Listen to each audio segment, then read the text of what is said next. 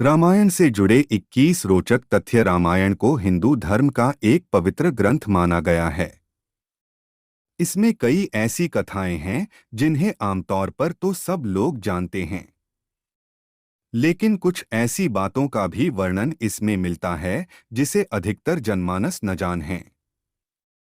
जैसे देवी सीता लंका में बिना अन्नजल ग्रहण किए इतने समय जिंदा कैसे रही, या गिलहरी के शरीर पर जो धारियां हैं उनसे प्रभु राम के क्या संबंध है।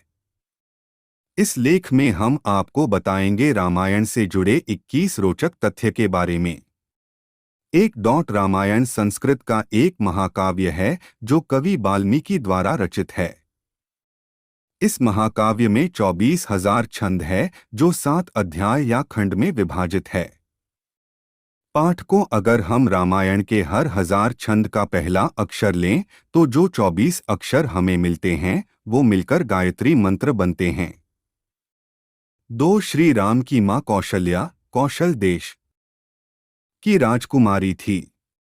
इनके पिता का नाम सकौशल व माता का नाम अमृत प्रभा था। पूर्वजन्म में भगवान विष्णु ने कौशल्या को त्रेता युग में उनके गर्भ से जन्म लेने का वरदान दिया था। इसी कारण वो भगवान राम के रूप में इस धरती पर अवतरित हुए। रामायण के कई संस्करण हैं। इन्हीं में से एक आनंद रामायण के अनुसार रावण ने न केवल देवी सीता का अपहरण किया था, बल्कि कौशल्या का भी अपहरण किया था। ब्रह्मा जी ने रावण को पहले ही बता दिया था कि दशरथ और कौशल्या का पुत्र उसकी मृत्यु का कारण बनेगा। अपनी मृत्यु को टालने के लिए रावण ने कौशल्या का अपहरण कर उसे एक डिब्बे में बंद करके कौशल्या को एक समुद्र से घिरे द्वीप पर छोड़ दिया था। श्री राम की एक बहन भी थी जिसका नाम शांता था, जिसको बचपन में ही कौशल्या ने अपनी बहन वर्षणी और अंगदेश के राजा गोपद को गोद दे दिया था। इसलिए रामायण में शांता का वर्णन नहीं मिलता। माना जाता है कि देवी सीता भगवान शिव के धनुष को बचपन से ही खेल खेल में उठा लेती थी और इसलिए उनके स्वयंवर में इस धनुष, जिसका नाम पिनाका था, उस पर प्रत्यंचा चढ़ाने की शर्त रखी गई थी। एक बार रावण जब भगवान शिव के दर्शन करने के लिए कैलाश पर्वत गए, उन्हें मार्ग में नंदी मिले जिनको रावण ने वानर के मुंह वाला कहकर उसका उपहास उड़ाया। नंदी ने तब रावण को श्राप दिया कि वानरों के कारण ही तुम्हारी मृत्यु होगी। आगे चलकर क्या हुआ ये तो सब जानते ही हैं। अपने विजय अभियान के दौरान रावण जब स्वर्ग पहुंचा तो वहां उसे रंभा नाम की एक अप्सरा मिली। रावण उस पर मोहित हो गया। रावण ने उसे छूने का प्रयास किया तो उसने कहा कि मैं आपके भाई कुबेर पुत्र नलकुबेर के लिए आरक्षित हूं, इसलिए मैं आपकी पुत्रवधू के समान हूं। पर रावण अपनी शक्ति में इतना चूर था कि उसने उसकी एक ना मानी। जब नलकुबेर को इस बात का पता चला तो उसने रावण को श्राप दिया कि आज के बाद यदि रावण ने किसी पराई स्त्री को उसके इच्छा के विरुद्ध छुआ तो उसके मस्तक के 100 टुकड़े हो जाएंगे। जिस दिन रावण सीता का हरण करके अशोक वाटिका में लाया था, उसी दिन ब्रह्मा ने एक विशेष खीर इंद्र के हाथों देवी सीता तक पहुंचाई थी। इंद्र ने देवी सीता के पहरे पर लगे राक्षसों को अपने प्रभाव से सुला दिया, जिसके बाद इंद्र ने देवी को वो दिव्य खीर दी जिसे ग्रहण कर देवी सीता की भूख प्यास शांत हो गई और वो अशोक वाटिका में बिना कुछ भी खाए पिए रह सकी। रावण भगवान शिव का अनन्य भक्त था। भगवान शिव के भजन कीर्तन के लिए रावण ने एक बार अपनी बाजू काटकर उससे एक वाद्ययंत्र भी बनाया था, जिसे रावण हट्टा का नाम मिला। शेषनाग के अवतार लक्ष्मण ने रावण के पुत्र मेघनाद को ही नहीं, उसके दूसरे पुत्रों जैसे प्रहस्त और अतिकाय को भी मारा था। जिस समय श्री राम वनवास को गए थे उस समय उनकी आयु 27 वर्ष थी। राजा दशरथ नहीं चाहते थे कि राम वन जाए, इसीलिए राजा दशरथ ने उन्हें सुझाव दिया कि वे उन्हें बंदी बना लें और राजगद्दी पर बैठ जाएं, लेकिन मर्यादा पुरुषोत्तम राम ऐसा कभी नहीं करते। 12 वनवास के दौरान श्री राम ने एक कबंध नामक श्रापित राक्षस का वध किया था।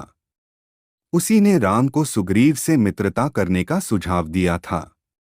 13 रावण जब विश्व विजय पर निकला तो उसका युद्ध अयोध्या के राजा अनर्ण्य के साथ हुआ, जिसमें रावण विजयी रहा। राजा अनर्ण्य वीरगति को प्राप्त हो गए। उन्होंने मरते हुए श्राप दिया कि तेरी मृत्यु मेरे कुल के एक युवक द्वारा होगी। 14 वाल्मीकि रामायण के अनुसार एक बार रावण अपने पुष्पक विमान से जा रहा था। उसने एक सुंदर युवती को तप करते देखा। वह युवती वेदवती थी, जो भगवान विष्णु को पति के रूप में पाने के लिए तपस्या कर रही थी। रावण उस पर मोहित हो गया और उसे जबरदस्ती अपने साथ ले जाने का प्रयास करने लगा। तब उस युवती ने रावण को श्राप दिया कि तेरी मृत्यु का कारण एक स्त्री बनेगी, और उसने अपने प्राण त्याग दिए। 15 श्री राम के भाई राजकुमार भरत को अपने पिता की मृत्यु का आभास पहले ही हो गया था।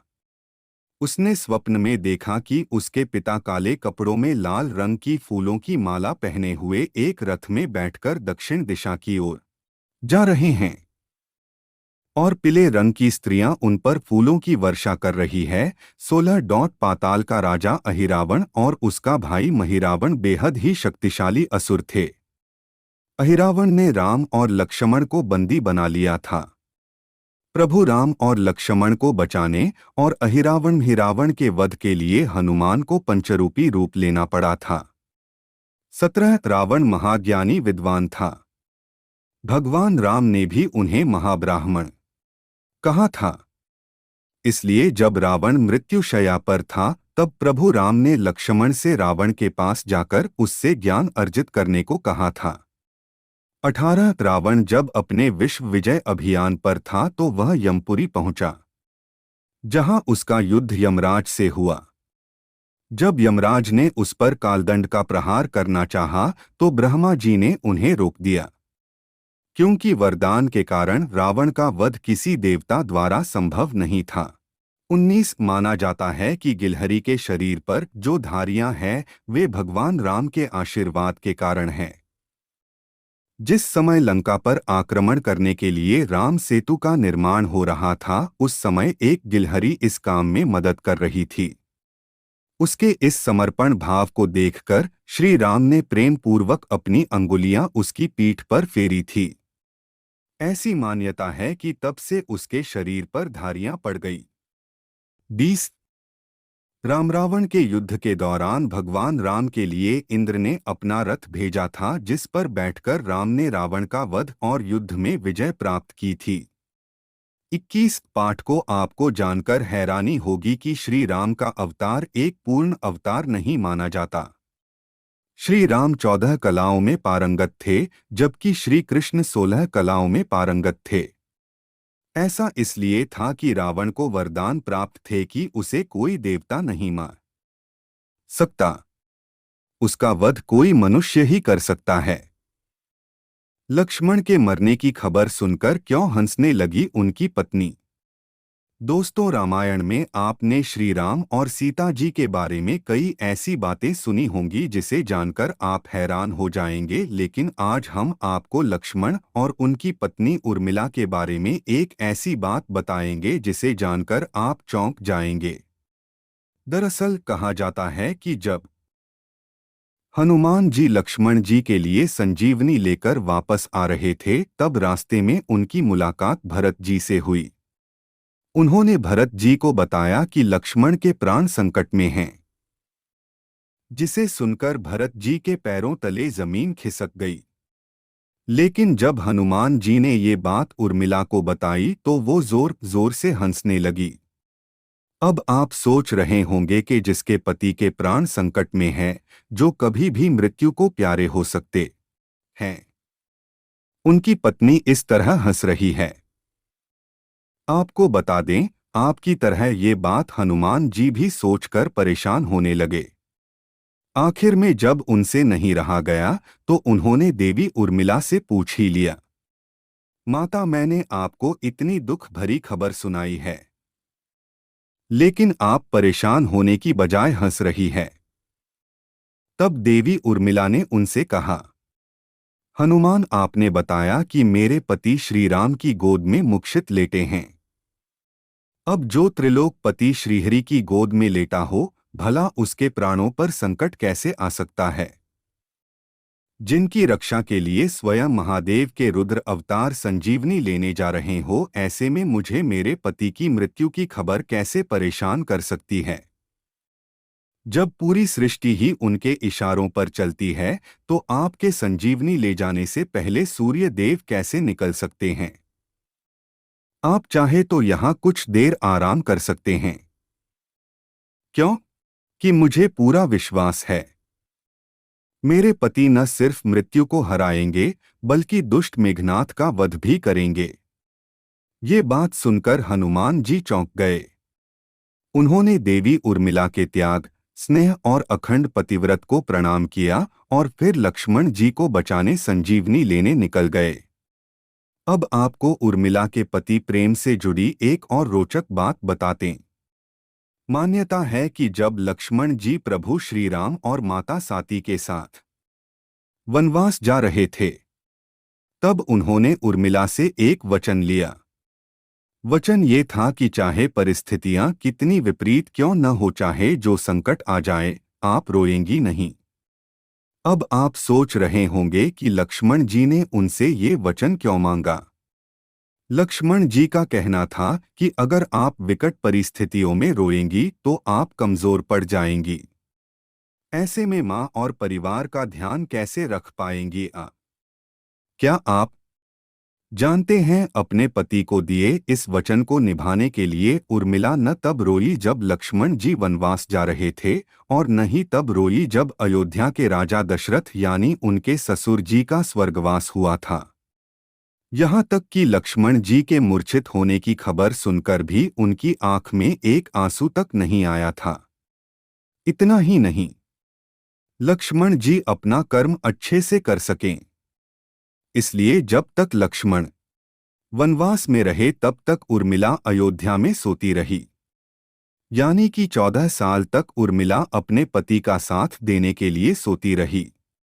क्या आप इसके पीछे की वजह जानते हैं?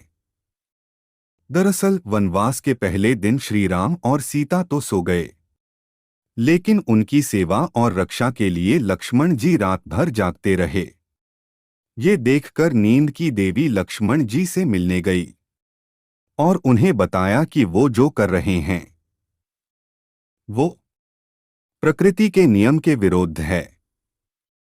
इस पर लक्ष्मण जी ने उन्हें समझाया और कहा कि वो 14 साल तक के लिए उन्हें अकेला छोड़ दें, यानी कि 14 साल तक उन्हें नींद न आए, ताकि वो अपने भैया और भाभी की सेवा कर पाएं।